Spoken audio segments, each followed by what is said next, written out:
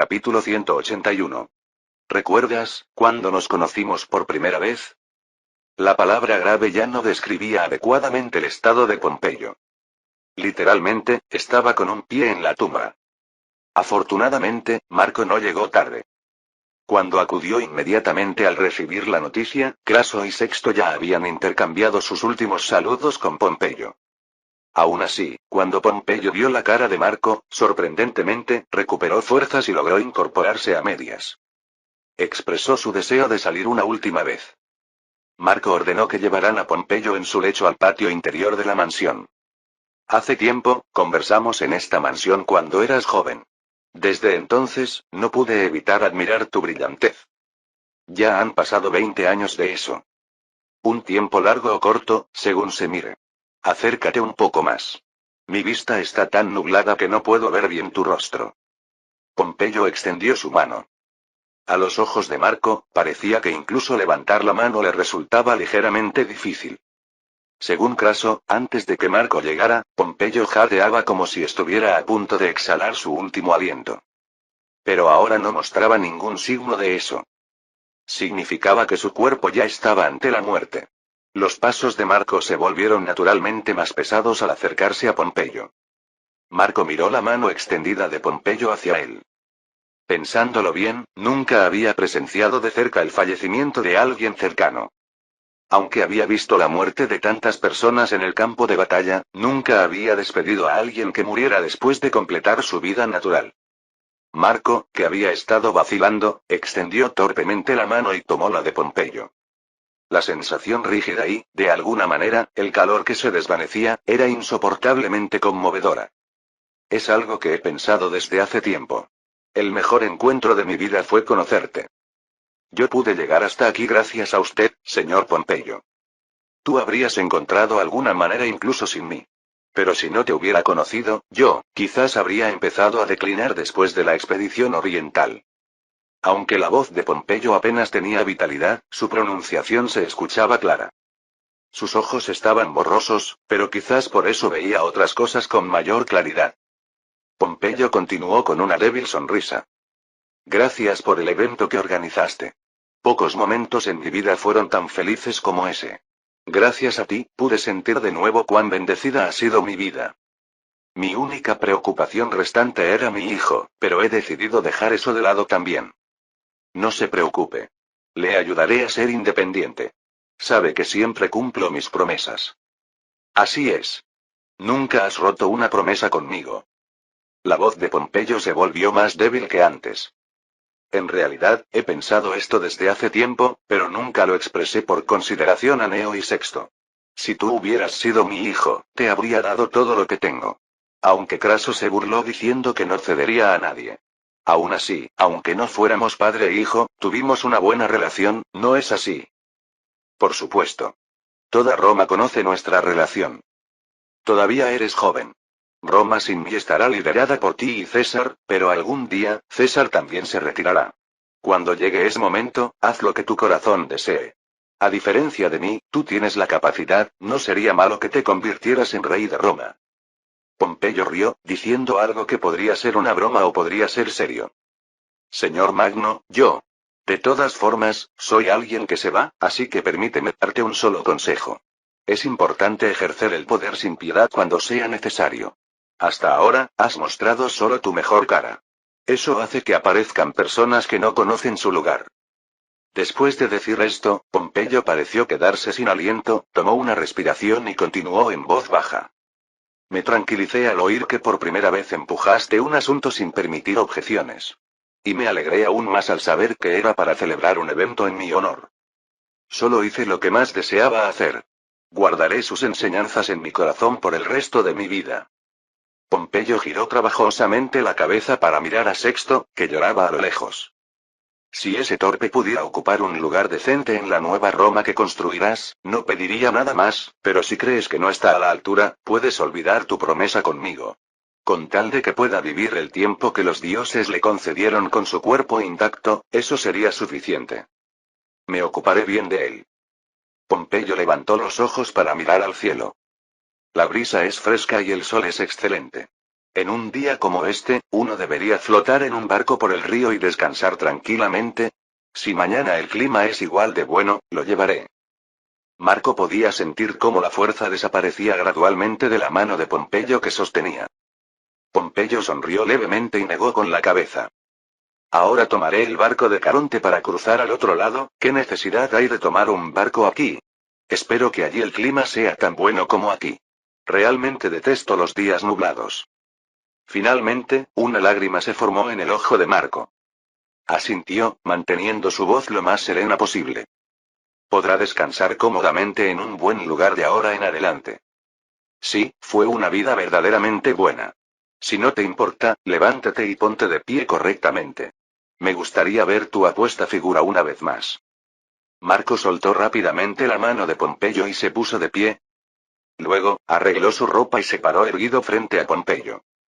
Pompeyo, mirando a Marco con ojos borrosos, sonrió satisfecho. Siempre te ves tan firme y confiable. Puedo irme y dejártelo todo sin preocupaciones. En realidad, los ojos de Pompeyo ya no podían ver nada. Pero aún así, él veía. Es una lástima que no pueda ver ese momento con mis propios ojos.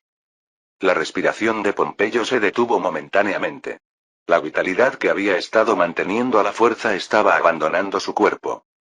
Aún así, fue una vida sin un solo arrepentimiento. Marco, tú también debes vivir haciendo todo lo que desees.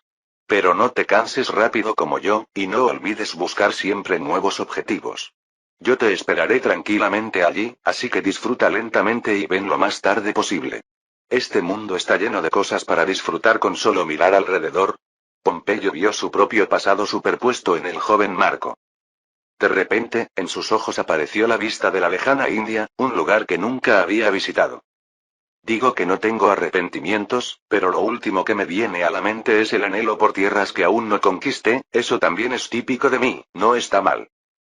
Sus labios se movieron ligeramente, como susurrando para sí mismo.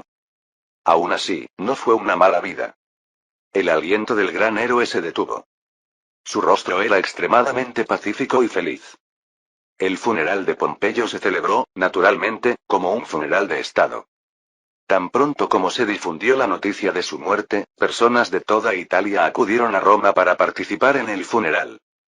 Los veteranos retirados de Pompeyo incluso se reunieron en unidades de legión, vistiendo su antiguo equipo militar. En el Senado surgió la cuestión de si esto debía ser restringido, pero Marco decidió no interferir siempre que no causaran disturbios.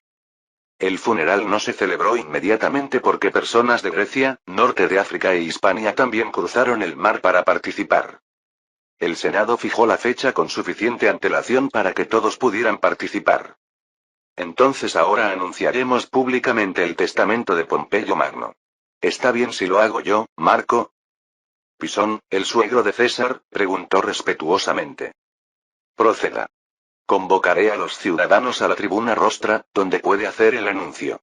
Hay bastantes cosas que agradarán a los ciudadanos. Los senadores dirigidos por Marco se levantaron juntos y condujeron a la multitud hacia la tribuna rostra. Los ciudadanos reunidos en el foro romano seguían inmersos en un ambiente sombrío, como si aún no hubieran superado su tristeza.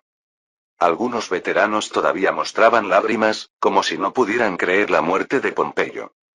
Pisón se aclaró la garganta y subió a la tribuna. Las sacerdotisas de Vesta, que guardaban los testamentos de la élite romana, se pararon junto a él para confirmar la autenticidad del testamento. Bajo la atenta mirada de innumerables ciudadanos y veteranos, Pisón comenzó a leer el testamento. Primero, se designó a Sexto, el segundo hijo, en lugar del primogénito, como cabeza de la familia Pompeyo. Luego se anunció su voluntad de ampliar el tamaño del teatro que Pompeyo había construido casi 5 veces, para que los ciudadanos pudieran disfrutar de una vida cultural de calidad. También estaba la disposición de convertir varios jardines que Pompeyo poseía cerca de Roma en propiedad pública para los ciudadanos. Sorprendentemente, Pompeyo había devuelto a los romanos una parte considerable de lo que había disfrutado. Cuando todas sus voluntades fueron reveladas, los ciudadanos respondieron con lágrimas en lugar de vítores. Y finalmente llegó el día del funeral de Pompeyo.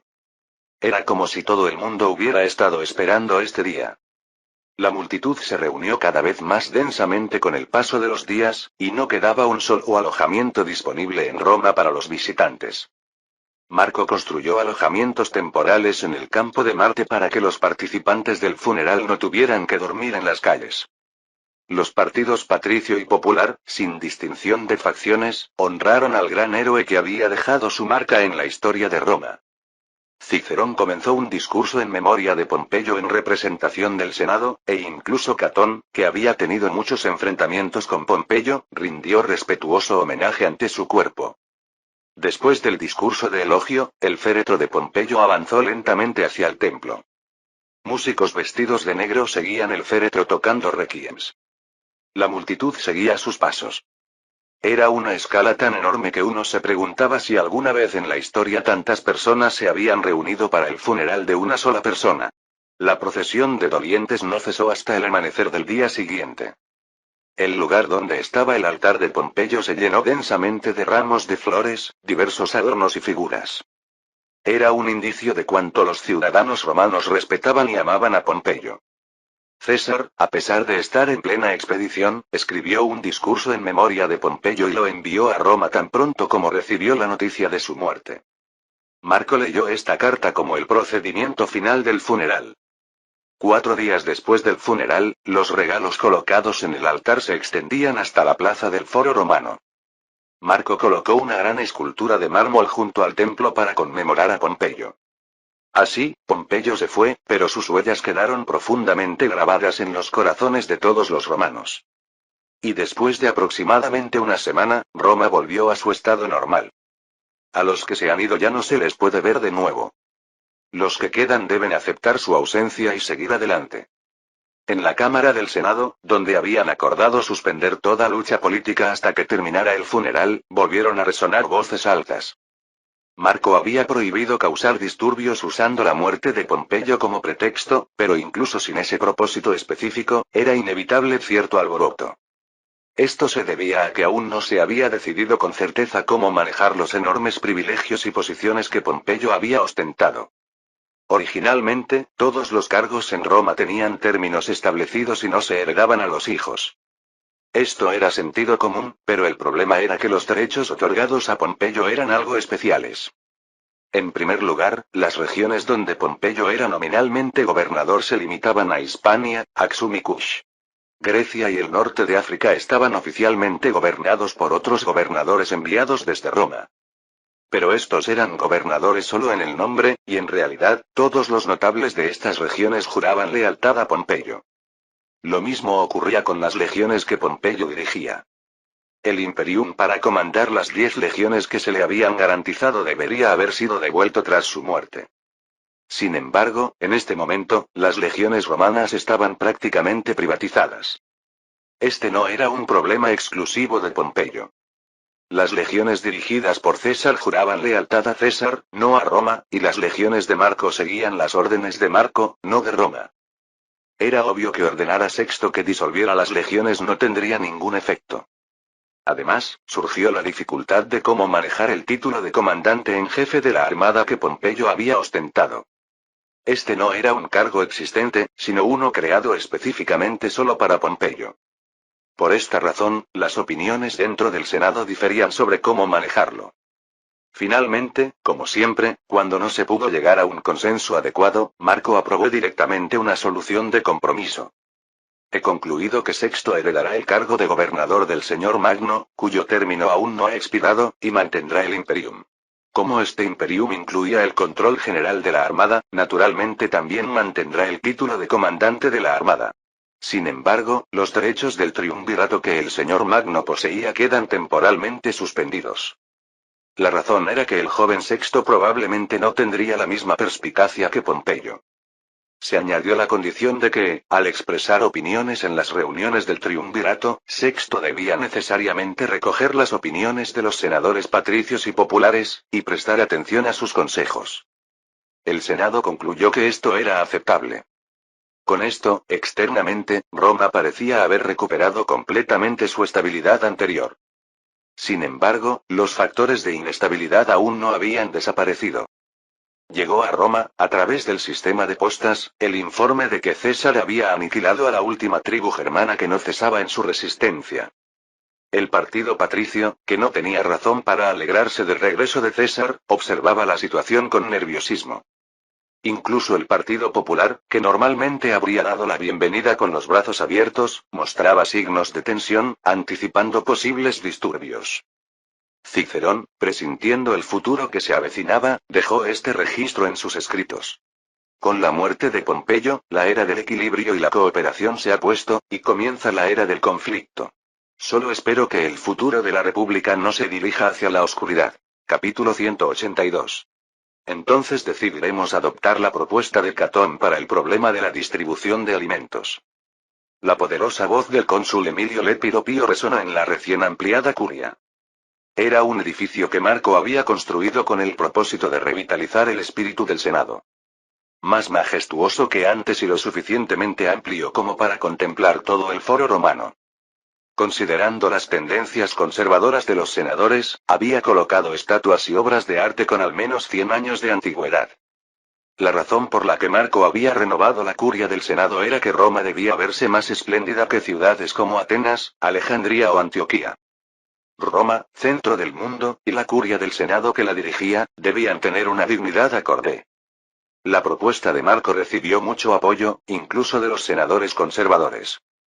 El nuevo edificio de la curia, al ser mucho más amplio que el anterior, podía albergar a más personas. A los senadores les agradaba simplemente poder usar el espacio de manera más cómoda, pero el diseño contemplaba también un futuro aumento en el número de senadores. Ya que estaba gastando dinero, Marco también mejoró considerablemente el foro más allá de la curia.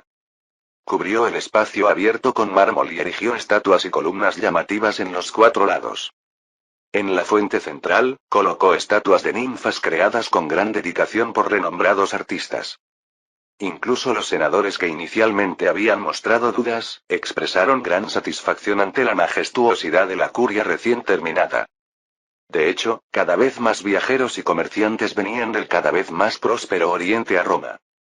No eran pocos los casos en que estos se burlaban de la curia del Senado por su modestia. Que Roma fuera considerada un pueblo de bárbaros solo fuertes era un gran insulto para los orgullosos senadores. Afortunadamente, la nueva curia recién completada rebosaba de una majestuosidad tan impresionante que incluso los ricos de la altiva Alejandría quedaban boquiabiertos. Marco fortalecía de nuevo su influencia al elevar el prestigio del Senado en estos pequeños detalles. Sexto se acercó discretamente y se sentó junto a él, mientras observaba tranquilamente el desarrollo de la reunión desde los asientos traseros. ¿No piensa expresar su opinión en esta reunión? La ley dicta que las reuniones del Senado deben ser dirigidas por el cónsul. Como me adelanté demasiado antes, es bueno tener este período de enfriamiento. Manteniendo esta distancia, los otros patricios no desconfiarán de mí. Pero, ¿no fue usted quien propuso inicialmente conceptos como la expansión de la distribución de alimentos o la construcción de la biblioteca? Podría parecer que otros senadores se están llevando el mérito. Precisamente por eso es mejor. Ni el público ni los patricios son tontos. Sin importar qué nombre lleven las leyes, todos saben quién realmente está impulsando estos proyectos. Sexto inclinó la cabeza con expresión confusa. Marco suspiró internamente ante la reacción de Sexto. Según lo prometido a Pompeyo, había acordado cuidar de Sexto durante 2 años.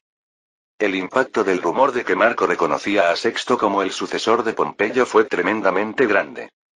Inmediatamente, los notables de Grecia y el norte de África, que habían estado vacilantes, se inclinaron ante Sexto prometiendo lealtad inquebrantable. Sexto sintió profundamente la dureza de la realidad. Eran personas que, por más que él las visitara personalmente para hablar, daban rodeos. Pero tan pronto como se creó la atmósfera de que Marco lo apoyaba, clarificaron su postura. Sexto, que ya no podía recibir la ayuda de su padre, juzgó que era momento de agachar la cabeza. Deliberadamente, se pegó a Marco, buscando su consejo en casi todos los asuntos. Más que por necesitar realmente ayuda, lo hacía para mostrar su amistad con Marco. Marco lo sabía, pero aún así le daba enseñanzas sinceras. Sin embargo, al pasar tanto tiempo juntos, naturalmente pudo estimar cuál era la capacidad de Sexto. No podía evitar compararlo con Octavio, que mejoraba día a día. Incluso ahora, si fuera Octavio, habría entendido completamente lo que Marco pretendía y habría planteado preguntas más profundas o temas de debate. No se podía esperar tal ingenio brillante de Sexto. Por supuesto, esto no significaba que Sexto fuera incompetente o inferior. Era un joven suficientemente capaz y sin duda adecuado para ocupar importantes posiciones en el futuro. Pero si se preguntaba si tenía la capacidad para suceder a Pompeyo, no se podía dar una respuesta afirmativa.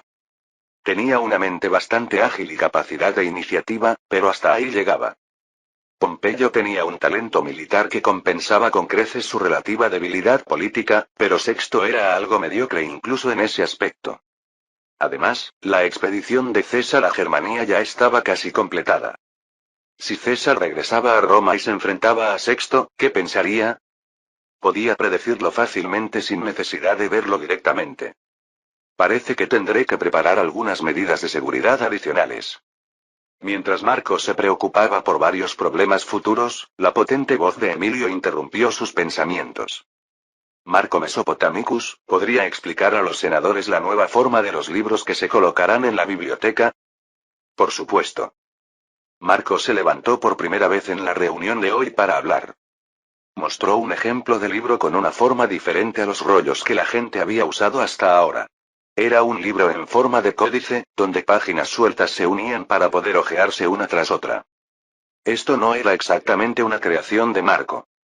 Históricamente, el códice se había introducido en Roma alrededor del siglo I.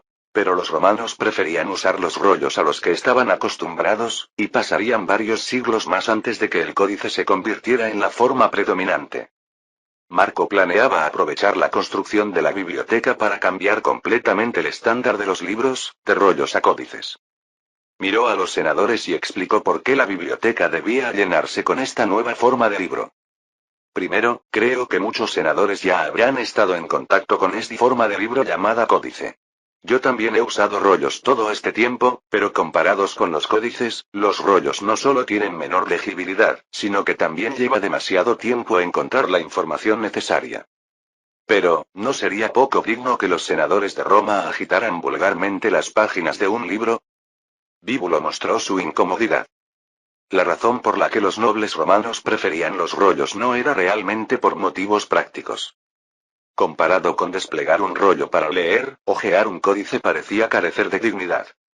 Aunque pudiera parecer una razón ridícula, estas apariencias eran un asunto muy importante en una sociedad antigua que valoraba la dignidad.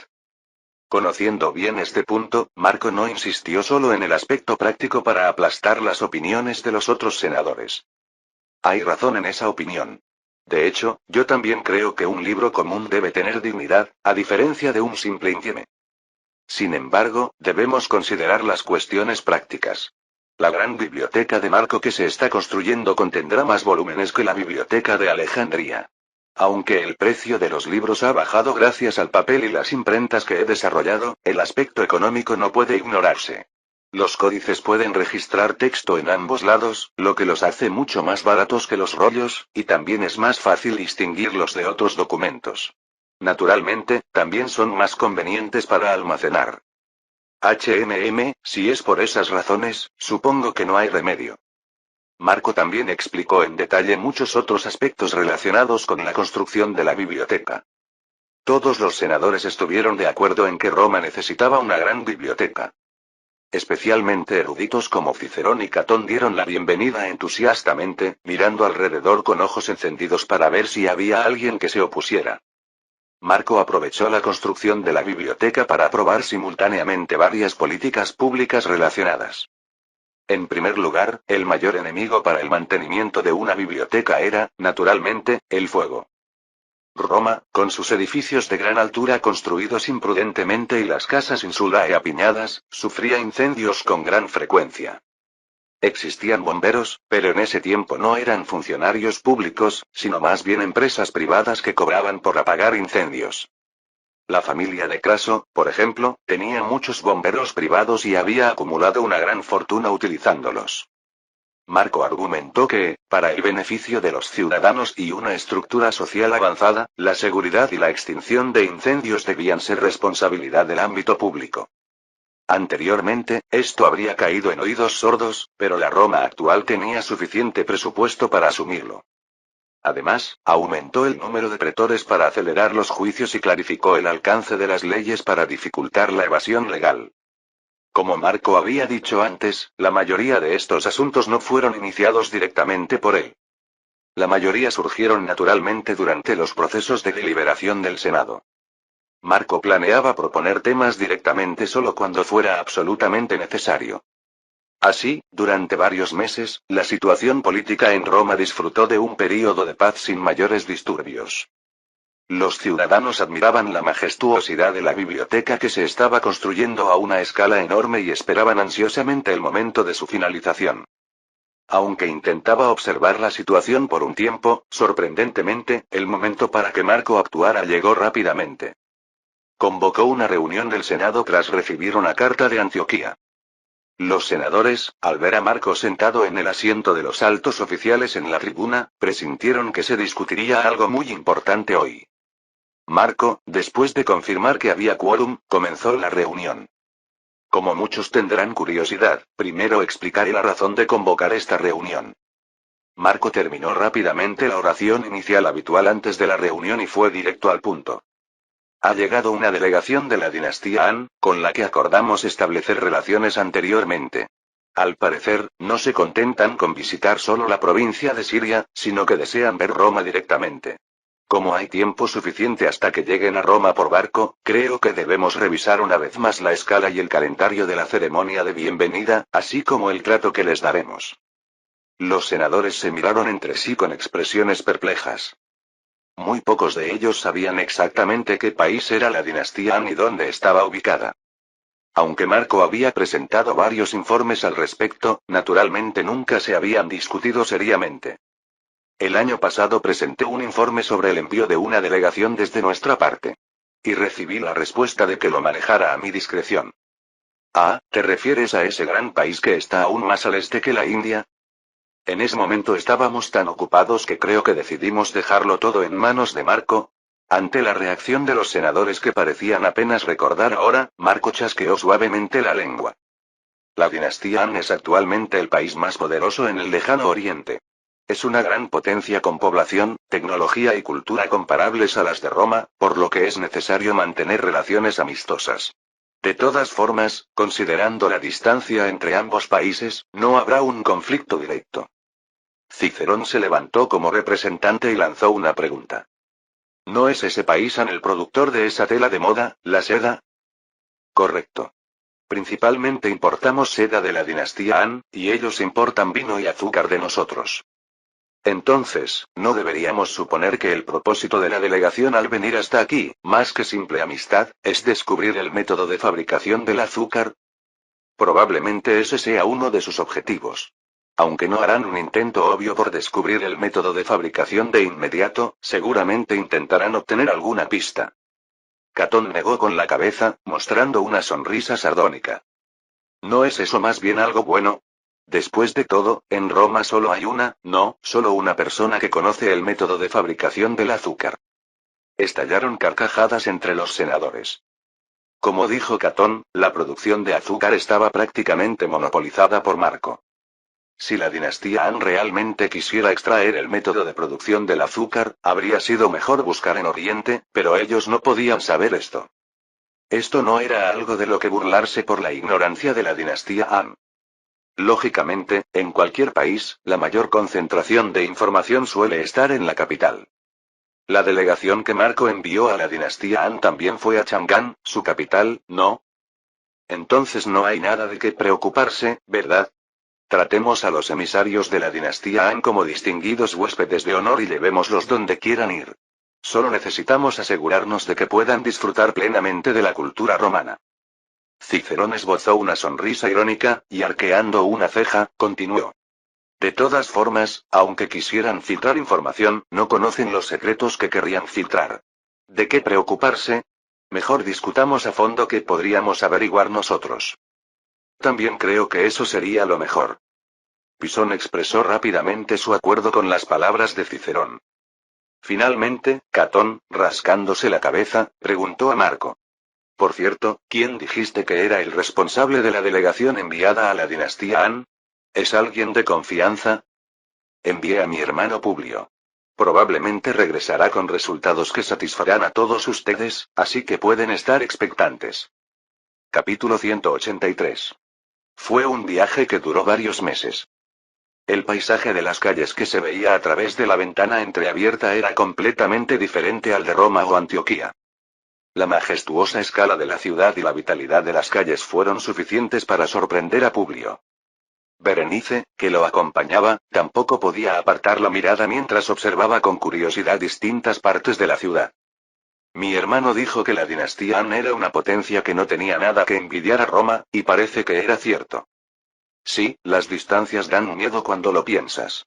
Una nación tan grande existía y Egipto no tenía ni idea. Según mi hermano, este lugar también se desarrolló rápidamente junto a un gran río llamado Gange, comparable a Egipto o Mesopotamia. También dijo que es un estado centralizado donde casi todo el poder se concentra en el rey. En cierto modo, ¿podría considerarse el Egipto de Oriente? Supongo que se parece más a Egipto que a Roma. ¿Cómo se llama esta ciudad? Chang'an. También la llaman Guangzhou, y dicen que cerca del 30% de la población vive en esta región de la llanura de Guangzhou. Eso significa que es una región muy próspera. Marco le había contado algunas cosas más, pero ahora no las recordaba bien. Publio lamentó internamente no haber prestado más atención a las palabras de Marco.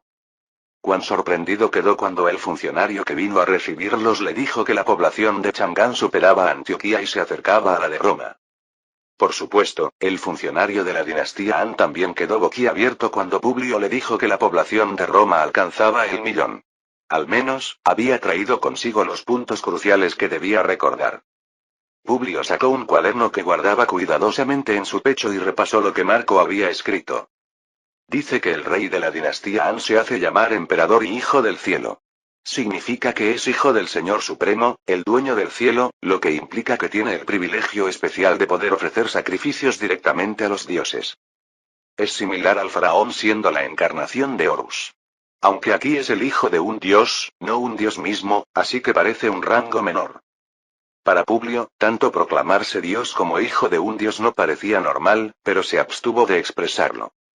Señor Publio, pronto llegaremos a la residencia de los emisarios. Dijeron que alguien saldrá a recibirnos. Primero entregaremos el azúcar que acordamos suministrar a la corte imperial, y luego programaremos una audiencia con el Hijo del Cielo de la dinastía Han. ¿Eso significa que hasta que conozcamos al Hijo del Cielo podemos movernos libremente? Me dijeron que no habría problema siempre que llevemos un intérprete. Publio miró de reojo a Tadio, el líder de los comerciantes que acompañaban a la delegación. Como fiel servidor de Marco desde hace mucho tiempo, había sido enviado con una misión crucial. Su caravana, cargada de vino y azúcar, parecía claramente dedicada al comercio, pero su verdadero objetivo era otro. Obtener capullos de gusano de seda, la materia prima para producir seda. Todo lo demás era simplemente una distracción para desviar la atención. La mayoría de los que seguían a Tadio eran soldados disfrazados de comerciantes. No sabía dónde había obtenido Marco la información, pero le había proporcionado varios lugares candidatos donde podrían conseguir capullos de gusano de seda. Berenice se preguntaba cómo podía saber tales cosas, pero Publio y Tadio simplemente se encogían de hombros con indiferencia. Con las cosas que hace mi hermano, simplemente hay que aceptarlas. Así es. Simplemente aceptarlo sin dudar. Perder tiempo preguntándose cómo puede saber estas cosas es un desperdicio. Berenice, que no había pasado mucho tiempo directamente con Marco, aún no entendía completamente lo que querían decir. Mientras ella inclinaba la cabeza confundida, la vanguardia de la delegación llegó a la residencia de los emisarios. Frente a la puerta estaba un funcionario vestido con elaboradas ropas de seda que claramente indicaban su alto rango. Los ojos del intérprete que guiaba a Publio se abrieron de par en par. Dios mío, el canciller en persona ha venido a recibirnos. ¿Canciller? ¿Es alguien importante? No solo importante. El canciller es el más respetado de los 3 duques, los ministros de más alto rango de la dinastía Han. Como prácticamente no existe el cargo de primer ministro, el canciller representa la máxima posición a la que un súbdito puede aspirar. Entonces es básicamente la segunda persona más importante del país. Normalmente, los asuntos relacionados con países extranjeros serían manejados por la oficina de ceremonial, pero ¿por qué el canciller? El intérprete, que rápidamente bajó del carruaje, se arrodilló y presentó sus respetos. Saludos al canciller. ¿Qué lo trae a la residencia de los emisarios? Levanta la cabeza. He venido a dar la bienvenida a invitados de tierras lejanas. ¿El canciller habla en persona? Aunque sean bárbaros de Occidente, dado que es el primer intercambio diplomático oficial, mostrar cortesía es el deber de una gran nación. Traduce adecuadamente. El intérprete asintió firmemente y luego se acercó a Publio, cambiando hábilmente el significado. Dice que, siendo ustedes distinguidos visitantes de tierras lejanas, consideró que era cortés venir personalmente. Vaya, ciertamente son personas que entienden de cortesía. Por favor, transmítele mi agradecimiento. Que la segunda persona más importante del país viniera personalmente a recibir a un emisario no era algo trivial. Publio pensó que la dinastía Han les estaba dando un trato especial. En realidad, esto se debía completamente a que la dinastía Han no entendía correctamente el sistema de Roma. La dinastía Han había estado importando regularmente azúcar de Roma y recopilando su propia información. Sin embargo, no familiarizados con el concepto de república, interpretaron la situación política de Roma según su propia perspectiva. Su percepción de Roma era más cercana a un estado confederado gobernado por 3 reyes. Entre ellos, Marco, quien había conquistado Partia y gobernaba un territorio varias veces mayor, era conocido en la dinastía Han como Shah Ansa, o rey de reyes. No era irrazonable verlo así, considerando que poseía mayor poder y autoridad que el rey de reyes de Partia, con quien ya tenían relaciones diplomáticas. Y Publio era el único hermano de sangre de este Shah Ansa. Es decir, en términos de la dinastía Han, equivalía a un príncipe imperial, hermano del Hijo del Cielo. Con tal personaje visitando como emisario, naturalmente no podían simplemente dejarlo en manos de la oficina de ceremonial. Finalmente, tras muchas deliberaciones, decidieron que el canciller Yuan saldría personalmente a recibirlo. Si alguien de rango inferior salía y por casualidad ofendía a Publio, la situación podría volverse muy incómoda. La dinastía Han estaba obteniendo grandes beneficios del azúcar importado de Roma. Si disgustaban al emisario y se interrumpía el suministro de azúcar, la dinastía Han sería la perjudicada. Por supuesto, que el canciller recibiera personalmente a bárbaros podría considerarse como una pérdida de prestigio para el reino central. Por eso, la razón oficial de que Yuan saliera personalmente era mostrar la magnanimidad de una gran nación. De todas formas, como los romanos no entendían el idioma Han, todo pasaría sin problemas si el intérprete ajustaba adecuadamente la traducción. Mientras Roma pensaba que intercambiaba azúcar por plata y oro, la perspectiva de la dinastía Han era diferente. La dinastía Han sostenía que incluso Roma, la nación más poderosa de Occidente, les pagaba tributo, y que la seda, oro y plata eran regalos en respuesta a ese tributo. Naturalmente, Roma desconocía esto. La dinastía Han no mostraba ninguna señal de esto a Roma, así que no había forma de que lo supieran. Yuan saludó a Publio, que había bajado del carruaje, con la sonrisa más amable posible. Soy Yuan, canciller de Han y marqués de Pinxi. Soy Publio Licinio Craso, líder responsable de esta delegación. Es un placer. Primero, quisiera expresar mi agradecimiento por haber hecho un viaje tan largo. El Hijo del Cielo planea recibirlos dentro de 4 días. Sin embargo, debo pedirles disculpas de antemano porque últimamente se fatiga fácilmente y solo podrá dedicarles un breve tiempo. No se preocupe. Agradecemos su consideración. Publio se sorprendió una vez más de que las predicciones de Marco fueran correctas. Dijo que el Hijo del Cielo de la dinastía Han podría no tener buena salud. Marco le había dado esta información porque la muerte del emperador Xiaoxuan no estaba muy lejos. Sin poder saber esto, Publio simplemente se maravillaba de que su hermano hubiera recibido otra vez sabiduría de los dioses. ¿Tienen planes para su estancia? Si es así, haremos todo lo posible para facilitarles las cosas. Se lo agradecemos. De hecho, hemos traído cantidades adicionales de azúcar y vino. Nos gustaría venderlos y cambiarlos por oro y seda, ¿sería posible? Por supuesto. Indicaré a un funcionario de la oficina del oro que venga mañana. Podrán darle instrucciones sobre los detalles específicos. La actitud de Wu era cortés pero también transmitía firmeza, indicando que no toleraría disturbios. La dinastía Han daba una gran bienvenida a esta delegación romana en parte para mostrar su poder a los países vecinos.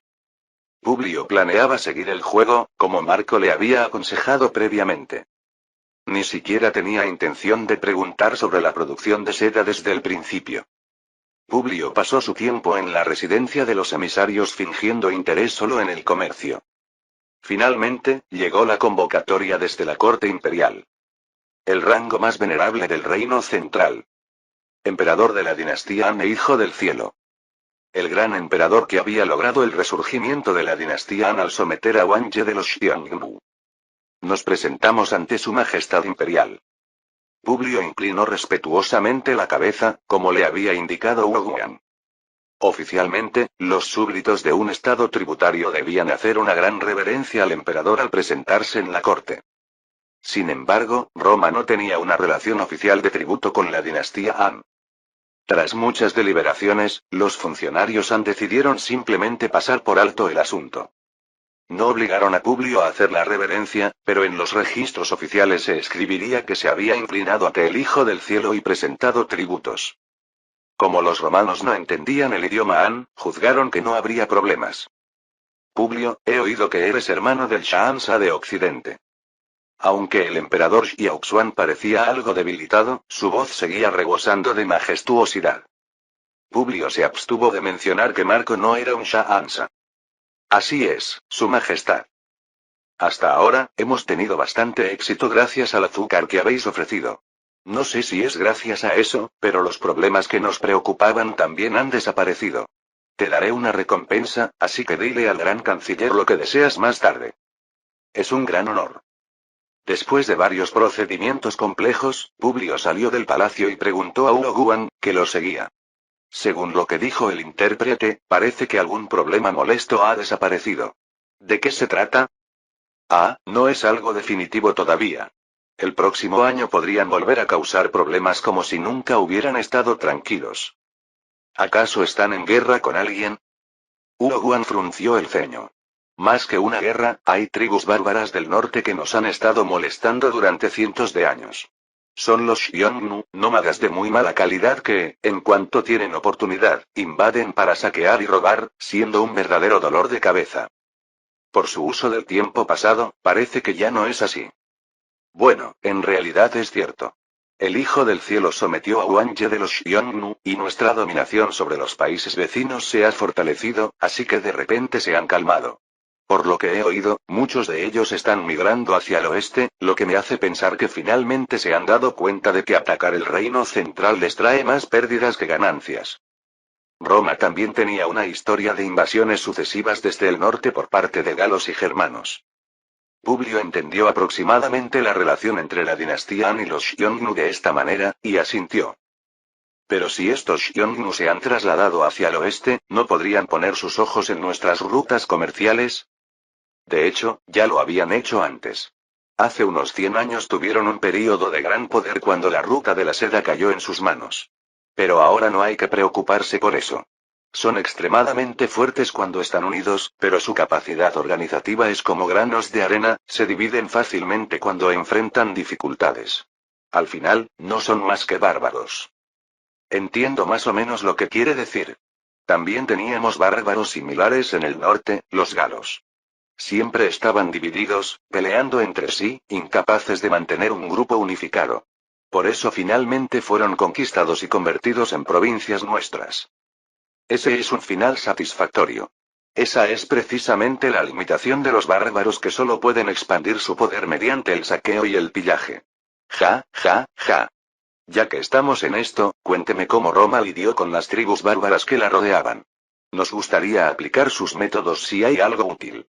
Lo llevaré al mejor establecimiento de entretenimiento de Chang'an. Se lo contaré con gusto. De hecho, estaba curioso por probar el sabor del alcohol de aquí. Publio siguió a Hugo con una risa cordial. Los dos, que inesperadamente congeniaron bien, rápidamente crearon un vínculo, intercambiando copas y conversando animadamente. Quizás se intercambió información más importante que la obtención de capullos de gusano de seda, pero desafortunadamente, Publio carecía del conocimiento de fondo necesario para entenderlo. Su objetivo seguía siendo los capullos de gusano de seda, materia prima de la seda, más que cualquier tribu bárbara llamada Xiongnu. Tenía cierta conciencia de que debía recordar contarle esta historia a Marco cuando regresara a Roma. Ese momento, esta era la única impresión que Publio tenía sobre el nombre Xiongnu. Capítulo 184. Marco estaba disfrutando de un dulce descanso después de despedir a la delegación de la dinastía Han. Siguiendo las sugerencias de Cicerón y Catón, la recepción de los emisarios Han fue tan generosa como la que se ofrecería a la realeza de un país aliado. Sin embargo, lamentablemente, regresaron sin encontrar siquiera pistas sobre los conocimientos que querían obtener. Lo que descubrieron fue que tanto el azúcar, como los carruajes con una sorprendente comodidad, e incluso los encantadores baños que provocaban admiración espontánea y el avanzado sistema bancario, eran todos creaciones de una sola persona, Marco. Durante su descanso, Marco llevó a Octavio a varios lugares, ampliando sus horizontes. Conversar con él era definitivamente unas 10 veces más interesante que enseñar a Sexto. Sin embargo, Marco deliberadamente no compensó la deficiente habilidad militar de Octavio. El inteligente Octavio ya se había dado cuenta de esto. Y también comprendía perfectamente lo que esto significaba. Hoy, nuevamente, Octavio discutió numerosos temas con Marco. Y, naturalmente, ninguno de ellos estaba relacionado con asuntos militares. No debo ser demasiado ambicioso. Octavio, después de regresar a la mansión, se sentó en la sala de recepción, sumido en sus pensamientos. Últimamente sentía en su propia piel que Roma estaba cambiando. No se trataba solo de nuevos edificios surgiendo o nuevas leyes siendo promulgadas. Tenía el presentimiento de que algo más profundo, algo esencial, estaba a punto de cambiar. En el centro de todo esto estaba Marco. Para él, Roma parecía estar llena de aspectos que necesitaban ser modificados y complementados. Constantemente analizaba, diseccionaba y desmantelaba las instituciones existentes, para luego recrearlas en formas más racionales y plausibles. ¿Cómo podía alguien que había vivido rodeado de oro desde su infancia tener una visión tan amplia? Al principio, Octavio quería convertirse en otro Marco. Pero pronto se dio cuenta. Él no era un genio multifacético como Marco. César era un tipo similar, pero Octavio no.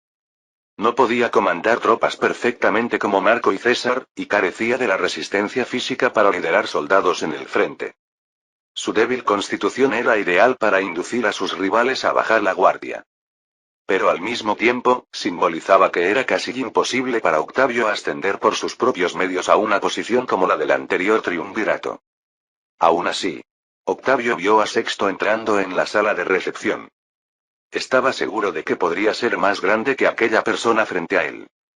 Aunque el patrimonio y el poder heredados eran incomparables, hasta el punto de que la comparación sería humillante, Octavio no consideraba ni remotamente que fuera inferior.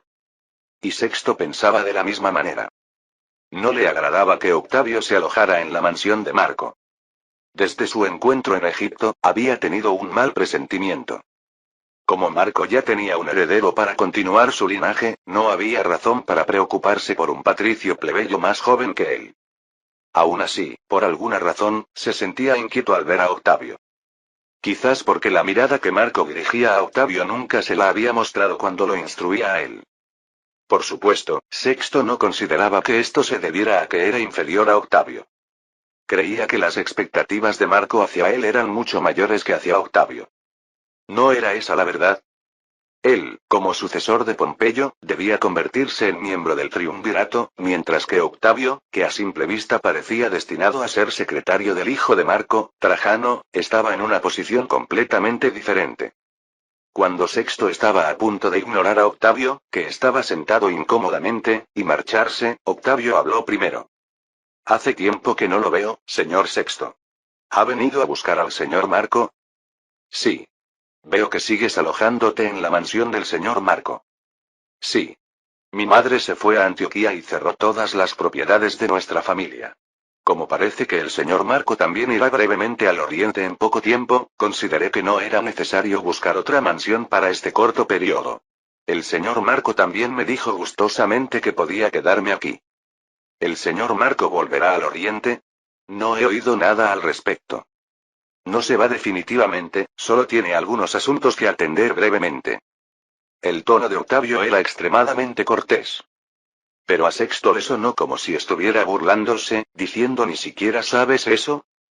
Antes de que Sexto, mordiéndose los labios con irritación, pudiera darse la vuelta, Octavio lanzó una pregunta más.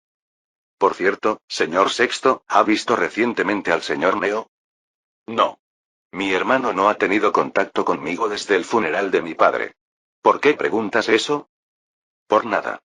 Pensé que el señor Marco ya le habría preguntado sobre eso. Octavio tenía razón. Sexto ya había recibido varias preguntas sobre Neo. Él también sentía cierta inquietud sobre el comportamiento de su hermano y estaba vigilándolo. Pero, curiosamente, después del funeral, la información sobre Neo se había cortado de repente. Se rumoreaba que, pensando que había perdido la familia a manos del segundo hijo, se había marchado sumido en un profundo resentimiento. Hubo rumores de haberlo visto en el norte de África, Hispania, e incluso en la Galia. El impacto parecía haber sido tan grande que probablemente estaba vagando sin rumbo fijo. Le había contado esto a Marco, pero no había necesidad de decírselo a Octavio. Los asuntos relacionados con mi hermano son un tema familiar, no hay necesidad de que lo sepas. Tú simplemente concéntrate en cumplir las órdenes del señor Marco. Sexto lanzó estas palabras con un tono desagradable para cualquiera que las escuchara, y desapareció de la vista de Octavio en busca de Marco. Ante esta reacción predecible, Octavio sonrió amargamente y volvió a sentarse. Como esperaba, Sexto no es el indicado. Pero parece que el señor Marco también tiene cierto apego a la gratitud. Si Octavio hubiera estado en la posición de Marco, nunca habría hecho tal promesa a Pompeyo. La amistad con Pompeyo era con él, no con su hijo. ¿O quizás hay algún otro plan que no he percibido? En cualquier caso, estaba seguro de que el día en que Sexto fuera aceptado como miembro del triunvirato, como era su ambición, nunca llegaría. En los ojos de Octavio, que miraban en la dirección donde Sexto había desaparecido, no se podía leer emoción alguna. La expedición de César a Germania concluyó con la caída de la tribu de los queruscos, que había resistido hasta el final. Habiendo conquistado la cuenca del río Elba con más facilidad de lo esperado, César decidió regresar a Roma después de permitir que sus soldados descansaran lo suficiente. Por acostumbrados que estén los soldados a la guerra, pasar unos 10 años en el campo de batalla inevitablemente los desgasta. Los soldados de César también necesitaban descansar. César prometió a sus soldados una recompensa más lujosa y honorable que la de cualquier otra expedición anterior. El Senado no tendrá más remedio que atender nuestras demandas. Los que me habéis seguido y confiado en mí hasta ahora recibiréis enormes sumas de dinero y tierras, podréis estableceros donde queráis y disfrutar de una nueva vida. Si lo deseáis, podéis vender esas tierras y regresar a Roma.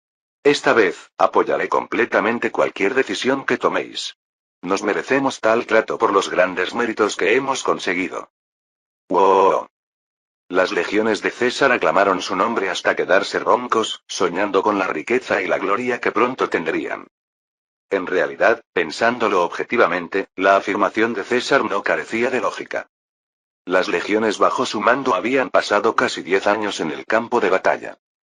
Y habían conquistado toda la Galia, toda Britania, y la mayor parte de Germania. Habían erradicado por completo la preocupación por las tribus del norte que habían atormentado a Roma durante cientos de años. Este logro era tan grande que incluso Catón, quien detestaba a César, tendría que reconocerlo como una gran victoria. El Senado no tendría más remedio que aceptar si se exigía un triunfo de magnitud no menor al de Pompeyo. Pero César dejó claro que no realizaría una larga marcha, ya que sus legionarios necesitaban descansar adecuadamente. Al mismo tiempo, se podía vislumbrar su intención de estabilizar los territorios ocupados en Germania y trabajar en las tierras rodeadas de bosques. Por supuesto, la intención de César no se limitaba a esto. Los exploradores que recibieron sus órdenes partieron cautelosamente para investigar la situación al este del río Elba.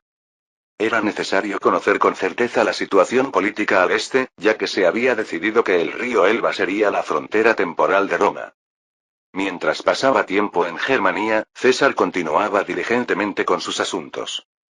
Se mantuvo constantemente en contacto con Roma a través del sistema de postas, involucrándose profundamente en la política y también intercambiando opiniones con Marco.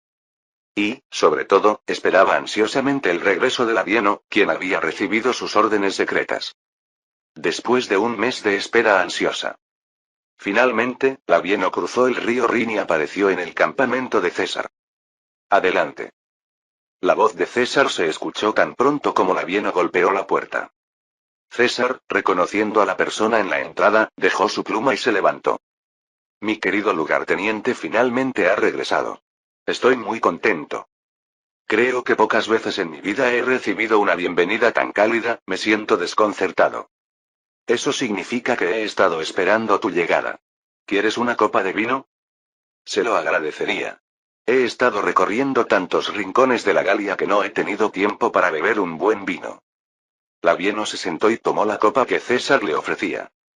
¿Cómo está la situación en la Galia? ¿No ha habido informes de movimientos sediciosos? No. Si hubiera tales movimientos, yo habría recibido informes. Ah, ahora que lo recuerdo, el jefe de la tribu de los Arvernos me advirtió. Un joven llamado Vercingetorix ha estado mostrando últimamente comportamientos preocupantes. Por supuesto, nadie le ha respondido, así que rápidamente ha bajado la cabeza y entrado en reclusión. ¿De verdad? Aunque es un alivio que no haya problemas graves, solo con ver a alguien como ese Vercingetorix se evidencia que las semillas de los extremistas no han desaparecido por completo. Dile a cada delegado que vigile a cualquiera que parezca sospechoso. Lo tendré en cuenta. Pero, ¿no deberíamos prestar más atención aquí que a la Galia? Las tribus de Germania no aceptarán la dominación tan sumisamente como los galos. ¿No se rebelarán constantemente en el futuro? César hizo un gesto con la cabeza, como si no fuera gran cosa. Por eso he sido muy cauteloso desde la etapa de ocupación. He dado un trato extraordinario a los que se rinden, y he castigado severamente a los que resisten hasta el final para que sirvan de ejemplo. Además, he ordenado que cualquiera delate inmediatamente a cualquier tribu que muestre hostilidad hacia Roma después de haberse rendido. ¿Y cooperarán por eso? De hecho, lo están haciendo muy bien. Decidí arrasar completamente con los pueblos que planean traición y dar la mitad de los esclavos y recursos obtenidos a la tribu que los denunció. También he otorgado ciudadanía romana adicional a los personajes influyentes de las tribus que los denunciaron. Es una política que podría servir como modelo del palo y la zanahoria. A César le gustaba la clemencia, pero no la concedía indiscriminadamente a cualquiera. Su clemencia tenía claramente prioridades. Los ciudadanos romanos casi siempre se beneficiaban de su clemencia, pero con los extranjeros era diferente. Era necesario usar el látigo firmemente con aquellos que no se asimilaban solo con buen trato. Aunque César tendía a ser extremadamente indulgente con los ciudadanos romanos, en este aspecto tenía un sentido del equilibrio bastante exquisito. Por cierto, Labieno, ¿has cumplido exitosamente las órdenes que te di? Labieno dejó su copa de vino y asintió lentamente. Por supuesto. Su voz se volvió naturalmente más baja. César sonrió y llenó la copa vacía de Labieno con más vino. Bien, entonces, ¿dónde está él? Lo encontré en el territorio de la tribu de los Eduos. Parece que planeaba instigar a las tribus galas para crear conflictos con Hispania. TSK, como esperaba, es alguien de pensamiento limitado. Ordenó su búsqueda porque sabía que causaría problemas. Eso, y también porque es un peón útil. Por supuesto, tendré que conocerlo personalmente para hacer un juicio más preciso. Labieno, señalando hacia la derecha con su dedo, preguntó. Por ahora, le he indicado que espere en la tienda de al lado. Por supuesto, le he puesto un casco para que nadie vea su rostro. ¿Quiere que lo traiga? Sí, siempre aprecio tu eficiente manejo de los asuntos. Entonces, ayúdeme a llegar al menos a Pretor.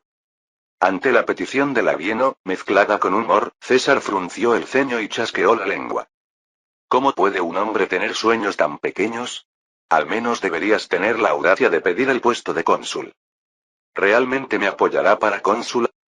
¿Crees que soy alguien que dice una cosa y hace otra? No, señor. Entonces, ¿me retiro? Labieno salió de la tienda del comandante en jefe con el rostro radiante. Poco después de que desapareciera su figura, la persona que César había estado esperando tanto entró, abriendo la puerta de la tienda. He oído que me buscaba. Una voz impregnada de ira, resentimiento y una abrumadora sensación de impotencia salió de sus labios.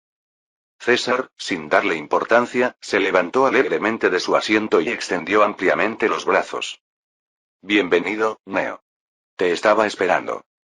Capítulo 185. ¿Por qué ordenó que me trajeran? No recuerdo haber hecho nada que mereciera ser arrastrado hasta aquí. Neo mantenía su centro de gravedad hacia atrás para poder huir en cualquier momento mientras miraba a su alrededor. Aunque estaba claramente a la defensiva, César no lo culpaba por ello. Di órdenes de traerte con el mayor respeto posible. ¿Labieno te trajo a la fuerza? No es eso. Pero me dijeron que si no venía, no sabía qué desventajas podría enfrentar. Eso no fue una amenaza, sino porque no le di a Labieno una explicación detallada. No tengo intención de hacerte daño, así que puedes estar tranquilo.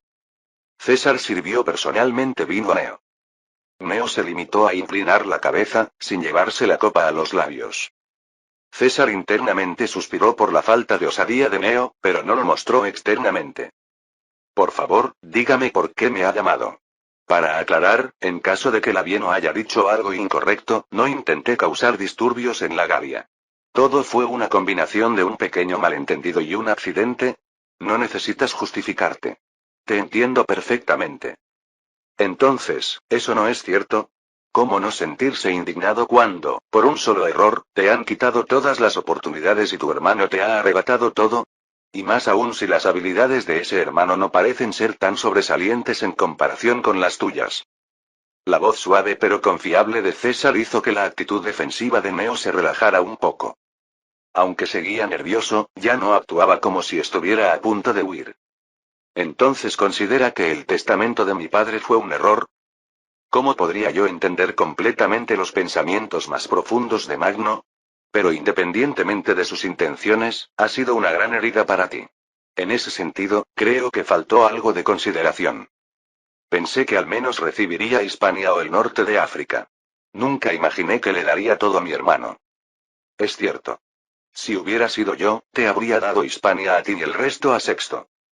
Cuando César se puso de su lado, un atisbo de esperanza apareció en los ojos de Neo. De repente, comenzó a sorber lentamente el vino que antes ni siquiera había tocado, e inclinó su cuerpo hacia adelante. Le agradezco que me entienda. Entonces, quizás la razón por la que me ha llamado aquí. En parte, quería evitar que tomaras acciones precipitadas. En este momento, tienes la sangre demasiado caliente. Necesitas calmarte y hacer planes con frialdad. Lanzándote así no conseguirás nada.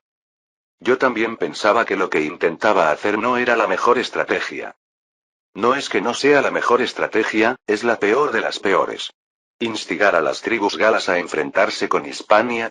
¿Pensaste que eso era realista? Incluso si tuvieras éxito, ¿qué podrías hacer?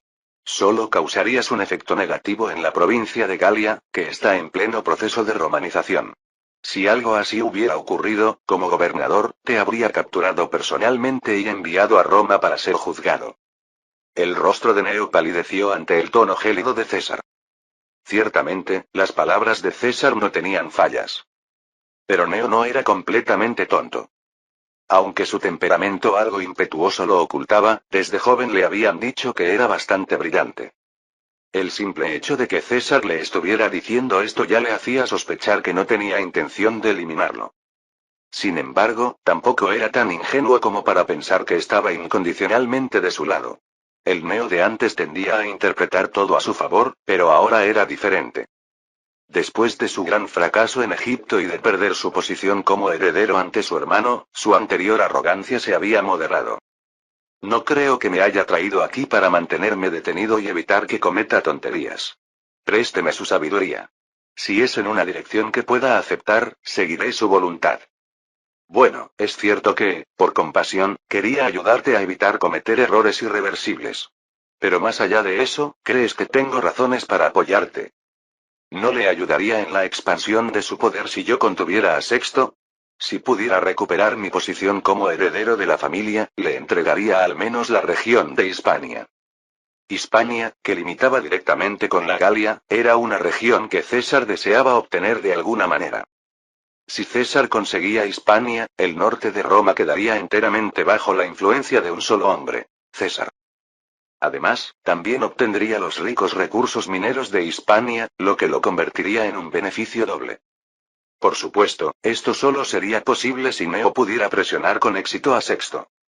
César aún no confiaba mucho en las capacidades de Neo. No puedo dar la impresión de apoyarte directamente. No creo que necesite explicarte por qué, ¿verdad? Sí. Por supuesto que lo entiendo. Sexto obtuvo legítimamente los derechos como cabeza de familia, y el partido patricio también reconoce su posición. Si usted tomara abiertamente mi lado, se enfrentaría directamente al partido patricio, y quiere evitar esa carga. Sí, me alegra que tengas al menos ese nivel de perspicacia. Solo una corrección a lo que has dicho. No me importa cómo reaccione el partido patricio. El debilitado Senado ya no supone ningún problema para mí. Simplemente no quiero enfrentarme a Marco. Entiendo, podría estallar una guerra masiva que dividiría Roma. Sin embargo, si usted tomara la iniciativa, ¿no podría tener toda Roma en sus manos? César se rió ante la cautelosa predicción de Neo. No intentes halagarme con palabras tan transparentes. Te lo digo claramente. Nunca me enfrentaré a Marco por ti. Y Marco probablemente piensa lo mismo. Puede sonar frío, pero debes ser consciente de la realidad. Ni tú ni Sexto tenéis ese valor. El rostro de Neo se tensó antes de transformarse en perplejidad. Dice que no solo yo, sino también Sexto está en esa situación. Recibo noticias de Roma más rápido que nadie a través del sistema de postas. La mayoría de ellas son información sobre los movimientos de tu hermano. Y desde mi punto de vista, tu hermano parece un poco insuficiente para seguir los pasos de vuestro gran padre. Por supuesto. Si yo no puedo hacerlo, Sexto tampoco. Pero mi padre, solo porque cometí un error. Eso es un malentendido tuyo. No fuiste apartado simplemente porque cometiste un error. Pompeyo, considerando su relación con los otros miembros del triunvirato, te descartó porque te habías enemistado con Marco, y favoreció a tu hermano. Como dije antes, podría considerarse una decisión algo fría en el sentido de que ni siquiera te dio la oportunidad de redimirte. Neo se mordió el labio con fuerza. Sus acciones en Egipto fueron un error innegable de Neo.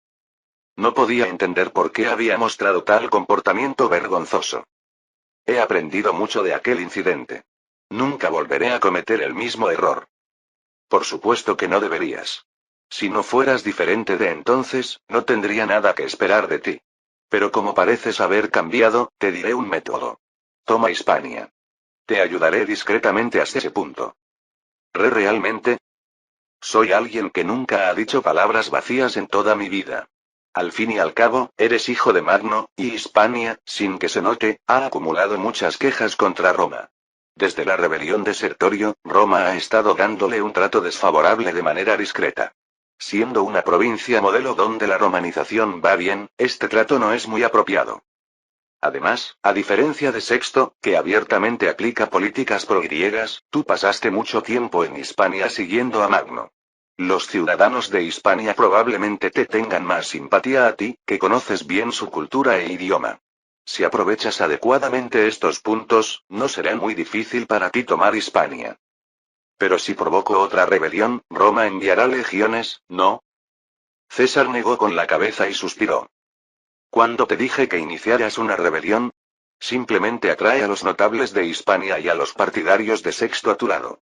Y usa eso para presionar a Sexto. Te conectaré con algunos senadores del Partido Popular, y si los persuades para que te ayuden, será más fácil. ¿El Partido Popular me apoyará? Por supuesto.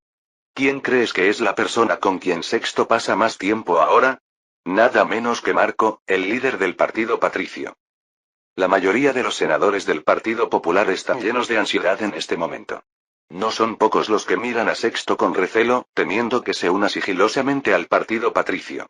Si solo puedes darles confianza a los senadores del Partido Popular, sorprendentemente muchos estarán de tu lado. Si eso sucede, el Partido Patricio apoyará a Sexto, ¿no? ¿No se convertirá esto en algo más grande de lo esperado? Aún así, sería solo una guerra por delegación. Ni Marco ni yo nos moveríamos directamente, así que no te preocupes. Era exactamente lo que Neo quería oír. Su mayor preocupación era la intervención de Marco. Por mucho que intentara enfrentarse a Sexto, mientras Marco apoyara a Sexto, él no tendría oportunidad. Pero si César podía mantener a Marco a raya, entonces él tendría una oportunidad. Seguiré el consejo de César. No le causaré ningún problema, así que por favor, siga prestándome su sabiduría. César, satisfecho de haber obtenido una excelente pieza para su juego, asintió complacido. Y comenzó a desvelar varias estrategias al joven que estaba dispuesto a seguir sus palabras al pie de la letra. Mientras Neo operaba en secreto en Hispania, Marco no le prestó especial atención. Estrictamente hablando, Neo ni siquiera figuraba en las preocupaciones de Marco. Lo que hiciera era un problema de Sexto, no suyo. Había montañas de problemas que tenían prioridad. Ya debería haber llegado un informe del reino de Carras, ¿todavía no? Marco, con la cara enterrada en una pila de documentos, lanzó la pregunta sin detener su mano sosteniendo la pluma. Sin duda, la velocidad de procesamiento del trabajo había disminuido notablemente sin Septimio. Sin embargo, si hubiera traído a Septimio, la administración del Oriente no habría funcionado correctamente, así que no había otra opción. A cambio, Lépido, que se había unido recientemente al campo de Marco, fue de gran ayuda. Lépido, que había asistido como invitado a la boda de Publio, captó la atención de Marco y recientemente estaba en el camino del éxito. Era nieto de Saturnino e hijo de aquel Lépido que había iniciado una rebelión y había sido sometido por Pompeyo. Originalmente, la familia Lépido era una casa distinguida que tenía muchos clientes, hasta el punto de rebelarse contra Roma. Pero después de la rebelión, el poder de la familia se redujo rápidamente, y hacía mucho tiempo que producir cónsules consecutivos era ya solo una gloria pasada.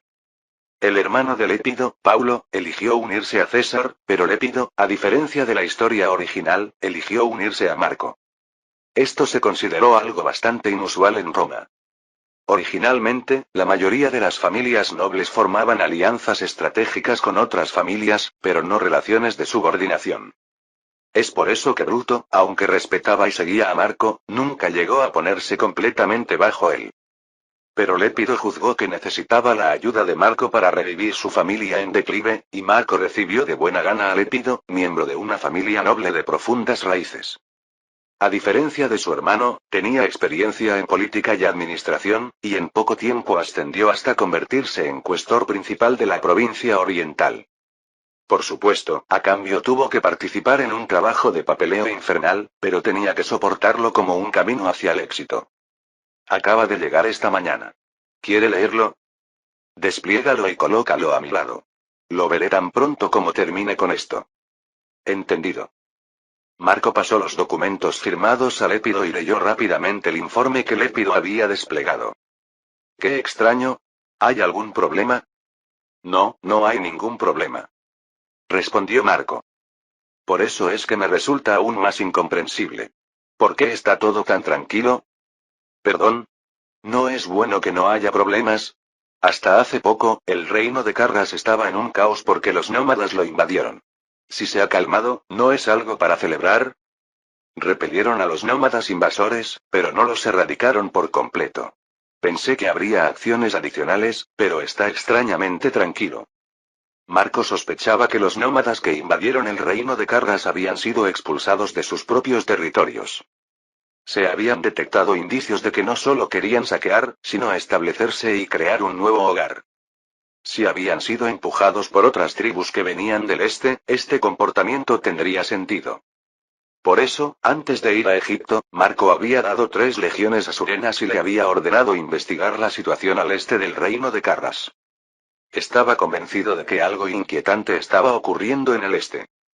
Pero el informe que llegó decía que no había señales inusuales. Se había añadido una nota diciendo que realizarían investigaciones adicionales por si acaso, pero no parecía que fueran a encontrar ningún problema. Las piezas no encajaban. No podía quitarse la sensación de que faltaba una pieza del rompecabezas.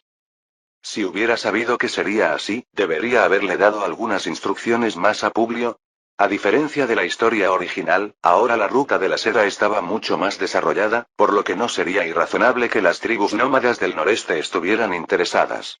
El nombre de Roma podría haber llegado a oídos de los nómadas del norte cientos de años antes. Hasta ahora, había estado demasiado ocupado con otros asuntos para tomar precauciones especiales. Era un error sin excusa.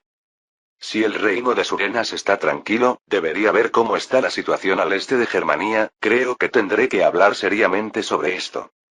Dependiendo de la situación, podría estallar un evento tan grande que problemas como si Sexto era adecuado como sucesor del triunvirato o no, ni siquiera valdrían la pena considerarlos. La mano de Marco, que había pedido una hoja de papel, se movió rápidamente. Por favor, dale a esto prioridad sobre cualquier otro asunto. La frase añadida al final de la carta reflejaba plenamente los sentimientos de Marco. Fin del capítulo 185.